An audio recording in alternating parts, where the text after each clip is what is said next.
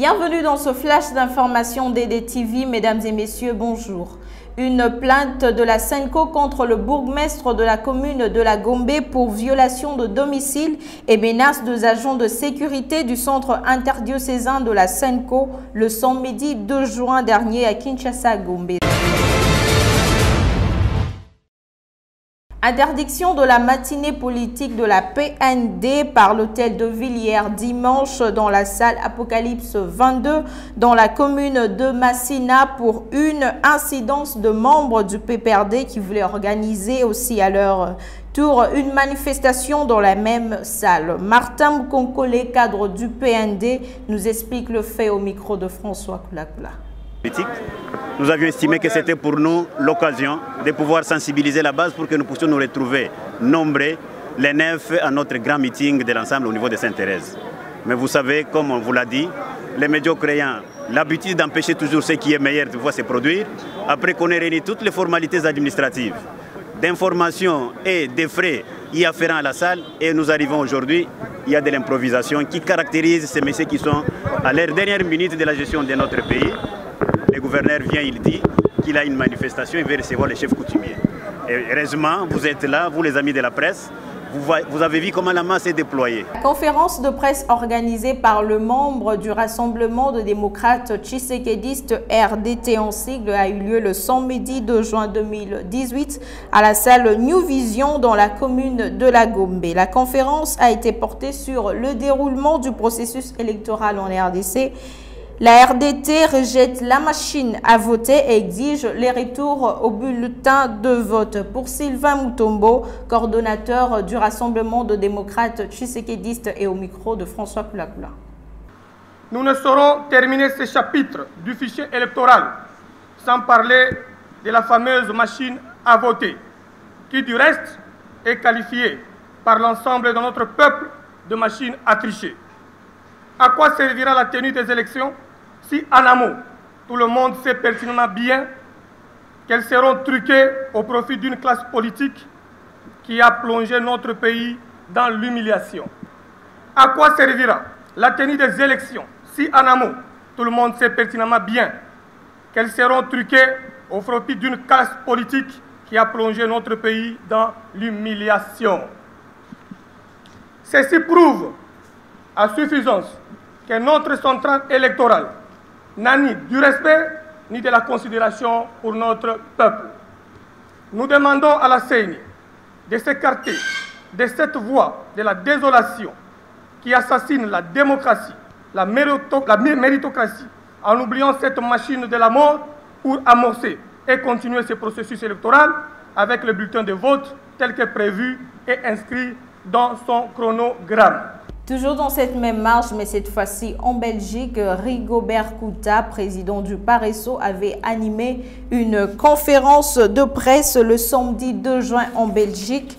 Cette conférence était portée sur le déroulement du processus électoral en République démocratique du Congo. Pour Rigobert, l'animation de cette conférence de presse est une explicité à la diaspora congolaise qui n'est pas électeur aux élections prévues pour cette année. Suivez ce reportage que nous vous proposons.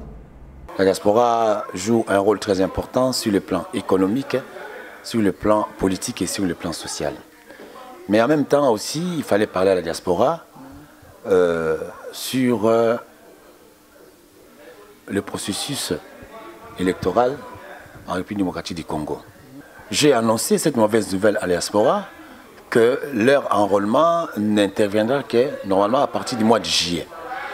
Donc pour les élections du 23 décembre 2018, la diaspora n'est pas électeur. La diaspora n'est pas électeur, ce qui n'est pas une bonne chose. Alors, malgré tout cela, le PARESO était venu pour annoncer aussi une bonne nouvelle à la diaspora, que même si vous n'allez pas voter, notre parti, le PARESO, au cours de cette conférence débat, a lancé un appel à candidature en demandant aux membres de la diaspora qui souhaitent postuler pour les élections provinciales et législative nationale de se mettre sur la liste du PARESO. De retour à Kinshasa, un phénomène inquiétant la population sur l'eau potable, c'est la carence et la rareté de l'eau potable dans les différentes communes de la ville. Ces phénomènes donnent beaucoup de peine à la population quinoise et surtout aux travailleurs et aux écoliers qui doivent s'y rendre chaque matin dans leurs différentes occupations. Certaines recourent à l'eau de source qui est mal propre et d'autres sur l'achat de l'eau vive qui ne suffit pas aux besoins et appelle aux autorités de la Régie des eaux à prendre des mesures pour cette situation. Et en justice, le procès entre le journaliste Eliezer Tambwe et le gouverneur du Kasaï, Ngoï Kassanji. La prochaine rencontre de deux parties est prévue pour le 5 juin 2018 au siège de l'UNPC à Kinshasa-Gombe. Dans ce même chapitre, le procès de Rossi Chimanga, la prochaine rencontre est prévue le 8 juin prochain.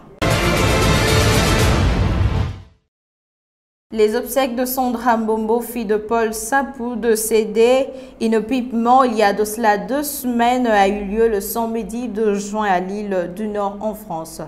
De nombreux Congolais de la diaspora ont assisté à la messe célébrée à l'église Saint-Pierre à Saint-Paul de Lille, parmi lesquels la présence remarquée du président de l'UDPS Félix Tshisekedi qui revenait à peine de l'Amérique pour pleurer avec la famille de l'illustre disparu.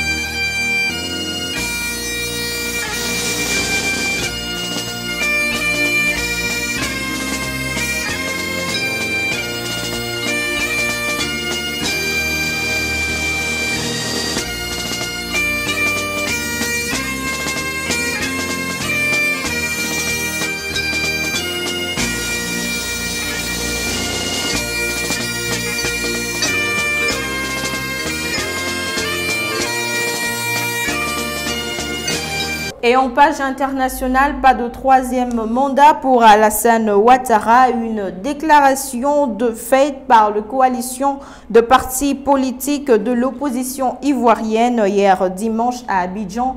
Ils affirment que l'idée d'un 3e mandat à Alassane Ouattara est une constitution inacceptable et une provocation. Rappelons que Alassane Ouattara avait déclaré la semaine dernière le non-exclusion pour son 3e mandat qui lui est autorisé par la nouvelle constitution à partir de la fin de son 2e mandat en 2020. Mesdames et messieurs, ces flashs d'information est fini. Merci pour votre sympathique attention et restez fidèles à nos programmes qui continuent sur nos antennes.